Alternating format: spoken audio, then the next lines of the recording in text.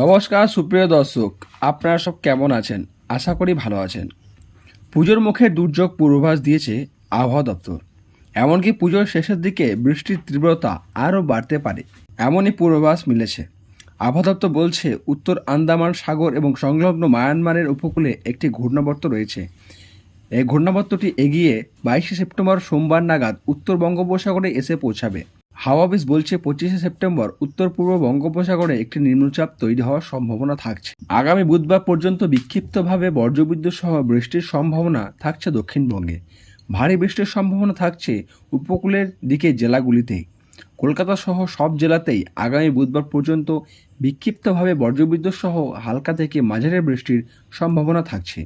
একই সঙ্গে 30 থেকে 40 কিলোমিটার গতিবেগে দমকা ঝোড়ো বাতাস বইতে পারে। মহালয়ার দিন বিক্ষিপ্ত বৃষ্টির পূর্বাভাস থাকছে কলকাতায়।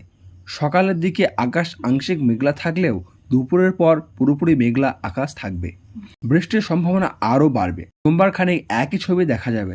মঙ্গলবার ও বুধবার ভারী বৃষ্টির সম্ভাবনা দক্ষিণ 24 পরগনা, একই সঙ্গে পূর্ব পশ্চিম মেদিনীপুর ভারী বৃষ্টির সম্ভাবনা থাকছে।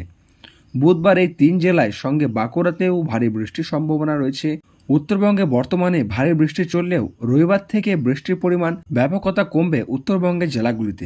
সোমবারে পার্বত্য এলাকায় এবং মালদা ও দিনাজপুরে বজ্রবিদ্যুৎ সহ বৃষ্টির সম্ভাবনা থাকছে। তবে শুক্রবার থেকে বৃষ্টি ফের কিছুটা বাড়তে পারে।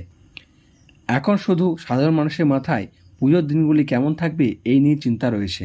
তো সুপ্রিয় দর্শক, আপনি ভিডিওটি কোথা থেকে দেখছেন তা কমেন্টে জানাবেন এবং আপনাদের ওখানে আবহাওয়া সম্পর্কে বিস্তৃত কমেন্টে জানাতে ভুলবেন না।